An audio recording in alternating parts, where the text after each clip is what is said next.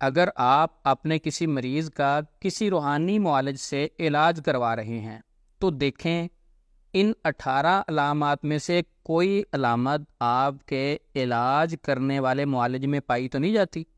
اگر ایک بھی علامت آپ کا جو روحانی علاج کر رہا ہے اس معالج میں پائی جاتی ہے، فوری اس سے علاج کروانا بند کر دیں۔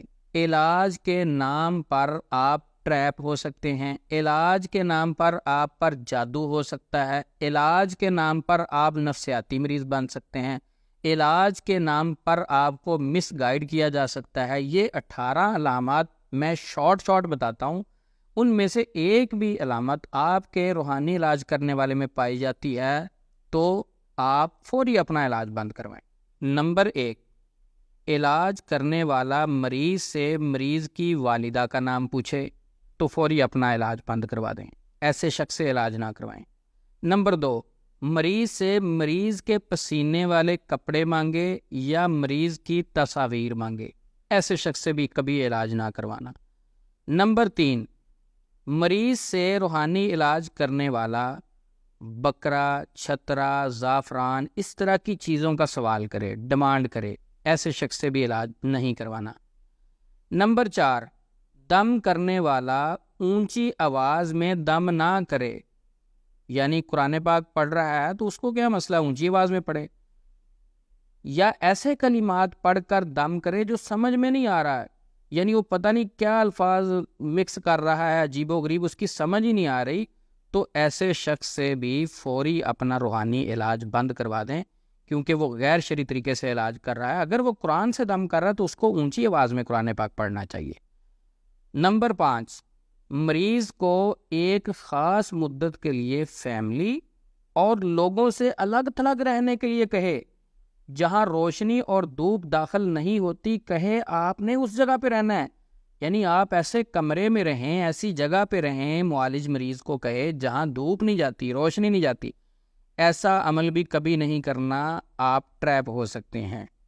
نمبر 6، مریض کو تعویذ جلانے کا حکم دے یا تعویذ کو کسی وزن کے نیچے رکھنے کا حکم دے، کہے کہ یہ تعویذ اپنی پیٹی کے نیچے رکھ دو، کسی وزن کے نیچے رکھ دو، چارپائی کے پائے کے نیچے رکھ دو، بیڈ کے پائے کے نیچے رکھ دو، اس کو وزن کے نیچے دبانا ہے، یا اس تعویذ کو ہوا میں لٹکانا ہے، یا اس تعویذ کو قبرستان میں دفن کرنا ہے، ایسے روحانی معالج سے آپ نے کبھی علاج نہیں کروانا، فوری اس سے اپنا علاج بند کروا دیں۔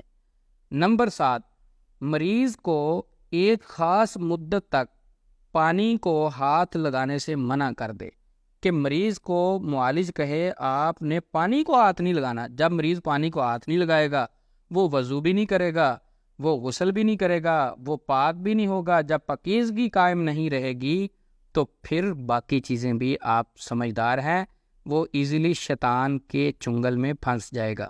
نمبر 8، تعویذات پر جوتے مارنے کا حکم دے اور تعویذات کو جلا کر مریض کو اس کی دھونی دینے کا کہے۔ مثلاً وہ کہے کہ یہ تعویذ ہے، اس پر صبح اٹھ کر 7 جوتے مارنے ہیں، تو ایسی بات بھی روحانی معالج کی نہیں ماننی۔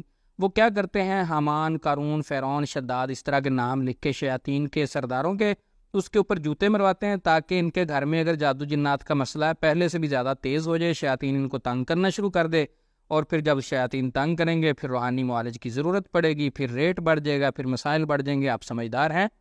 اور تعویذات کی دھونی، وہ تعویذ کی ایک بتی سی بنا کے آپ کو دے گا کہ اس کو آگ لگا کے مریض کے ناک میں دھونی دینی ہے، ایسی چیزوں سے بھی بچنا ہے۔ اگر کوئی معالج آپ کو اس طرح کی چیز دیتا ہے تو آپ کو وہاں سے اپنا روحانی علاج نہیں کروانا چاہیے۔ نمبر 9، گوشت کو قبرستان یا ویران جگہ پر پھینکنے کا حکم دے۔ آپ کو کہیں کہ آپ نے صدقہ کرنا ہے، گوشت لینا ہے 1.25 کلو، 2.25 کلو، 3.25 کلو، 1.25 کا ہنسا یا کوئی بھی ہنسا لگا کے اتنا گوشت قبرستان میں پھینک دیں، ویران جگہ میں پھینک دیں۔ اب ایسے عمل سے بندہ پوچھے کہ وہ ہمسایہ تو بھوکا مر رہا ہے اور تم یہ قبرستان میں گوشت پھینکوا رہے ہو، بڑے خیر خواہ ہو تم جنات کے۔ اس سے بندہ پوچھے ہمسایہ بھوکا مر رہا ہے اور تم کہہ رہے ہو کہ یہ گوشت دریا راوی میں پھینک دینا، کچھوے ہو گئے ہیں 10 من کے، ہمسایہ بھوکا مر رہا ہے اور تم کس طرف لگا رہے ہو۔ اس طرح کے عمل سے بھی بچو جو اس طرح کی چیز پھینکنے کا حکم دے۔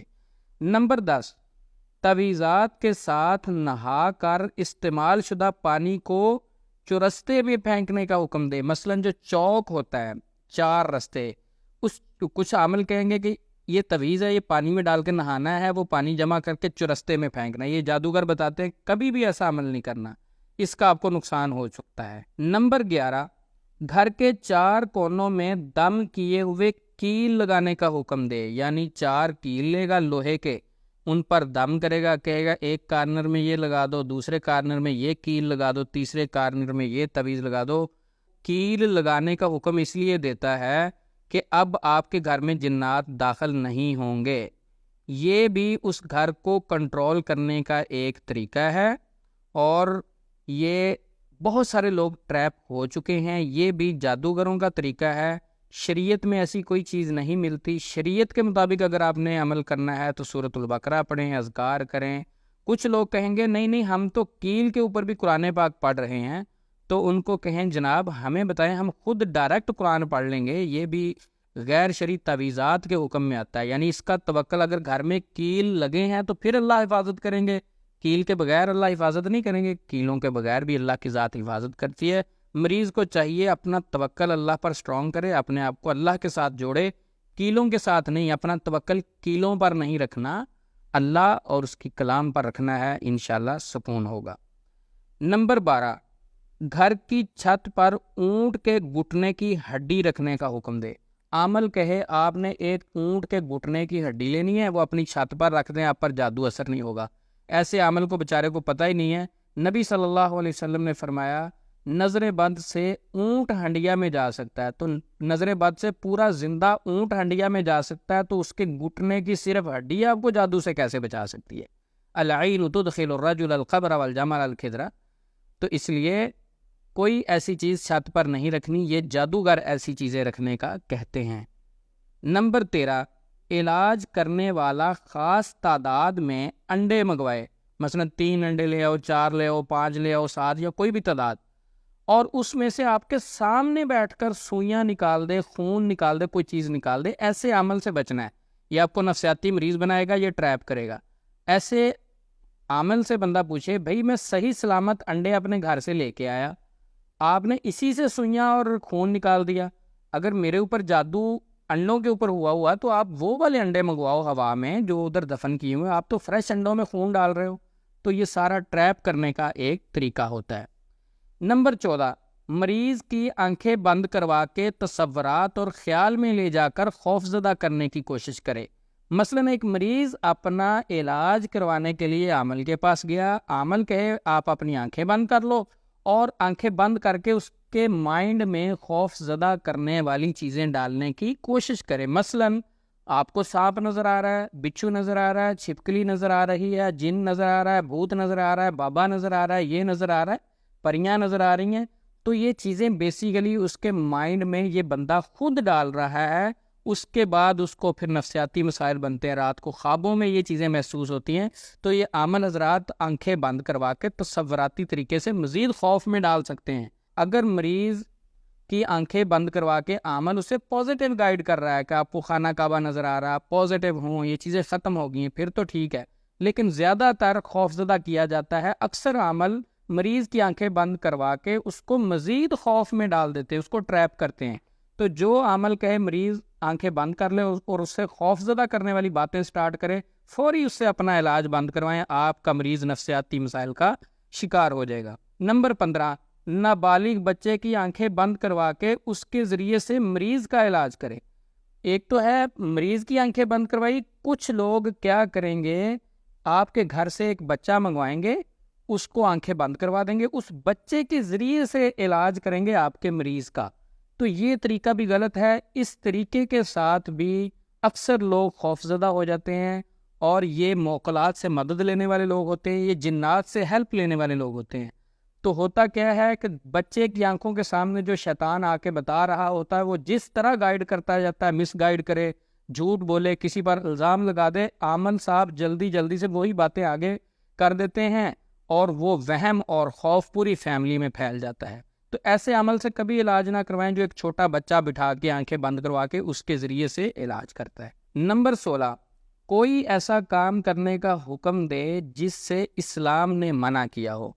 एक चीज़ کوئی بھی بندہ ہے اس کو عمل کرنے کا حکم دے اور آپ سمجھیں کہ یار یہ چیز تو شریعت کے خلاف ہے، مثلا ایک بہن ہے اس کو پردہ اتارنے کا کہے، یا اس کو ہاتھ لگائے غیر محرم خاتون کو، یا کوئی ایسا کام کرنے کو، غیر اللہ کے نام پر کوئی چیز ذبح کرنے کا حکم دے، کوئی ایسا کام کرنے کا عمل کہے جو شریعت کے خلاف ہے، فوری اپنا وہاں سے علاج بند کروا دیں۔ نمبر 17، موکلات اور جنات کی مدد سے علاج کرنے کا عمل دعویٰ کرے۔ عمل کہے میرے پاس اتنے جنات ہیں، اتنے موکلات ہیں، میں ان کے ذریعے سے یہ کر دوں گا وہ کر دوں گا، ایسے بہروپیے کے پاس بھی نہیں پھنسنا۔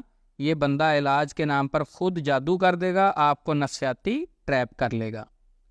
نمبر 18، مریض کو قبرستان میں بیٹھ کر چلہ لگانے کا حکم دے یا علاج کے نام پر خود قبرستان میں بیٹھ کر چلہ لگانے کا دعویٰ کرے۔ یا تو مریض کو کہے جا کر آپ نے قبرستان میں بیٹھ کر چلہ لگانا ہے، جب مریض کہے گا بھائی میں تو نہیں لگا سکتا چلہ، تو پھر عمل کہے اچھا اتنی اماؤنٹ مجھے دے دو، میں قبرستان میں بیٹھ کے آپ کے لیے چلہ لگاؤں گا، عمل کروں گا، قبرستان میں بیٹھ کے، نہر میں بیٹھ کے، سمندر میں بیٹھ کے، صحرا میں بیٹھ کے، کسی خوفزدہ جگہ پر، ویرانے جگہ پر بیٹھ کے آپ کے لیے چلہ لگاؤں گا، عمل کروں گا۔ ایسے روحانی معالج سے آپ نے اپنا علاج نہیں کروانا، فوری اپنا علاج بند کروا دینا ہے۔ اگر آپ کسی روحانی معالج سے اپنا علاج کروا رہے ہیں، ان 18 علامات میں سے ایک علامت بھی آپ کے معالج میں، آپ کے علاج کرنے والے میں پائی جاتی ہے، فوری اس سے بچ جائیں، فوری اس سے بچ جائیں۔ آپ کسی نہ کسی مصیبت اور پریشانی کا ضرور شکار ہوں گے۔ وہ نفسیاتی مسائل ہو سکتے ہیں، وہی شخص آپ پر جادو کر سکتا ہے، آپ کو ٹریپ کر سکتا ہے، آپ کو کسی غلط لائن پہ لے کے جا سکتا ہے، شریعت سے دور کر سکتا ہے، کیونکہ ان 18 کی 18 چیزوں کا اسلام سے، شریعت سے کوئی تعلق نہیں۔ یہ لوگ تجربے پر ڈالتے ہیں کہ ہاں اسلام میں یہ چیز نہیں، یہ ہمارے تجربات ہیں۔ جو تجربات ہوتے ہیں اگر وہ بھی غیر شرعی ہوں تو اس سے بھی بچنا چاہیے، اگر وہ ہمیں شریعت سے دور لے کے جا سکتے ہیں اس سے بچنا چاہیے۔ تیسرا، ان سے بندہ پوچھے بھائی یہ تجربات جو ہیں ان کی اتھینٹکسٹی آپ کے پاس کیا ہے؟ ہر عمل کا اپنا تجربہ ہے، کوئی کہے گا میرا یہ تجربہ، دوسرا عمل کہے گا میرا یہ تجربہ، تیسرا عمل کہے گا میرا۔ ان کے تجربات پر نہ چلیں، شریعت کے مطابق چلیں، نبی صلی اللہ علیہ وسلم کے بتائے ہوئے طریقے کے مطابق چلیں، بہت سارے فتنوں سے، مسائل سے آپ بچ جائیں گے۔ امید ہے کہ ہمارا میسج آپ کو اچھا لگا ہوگا۔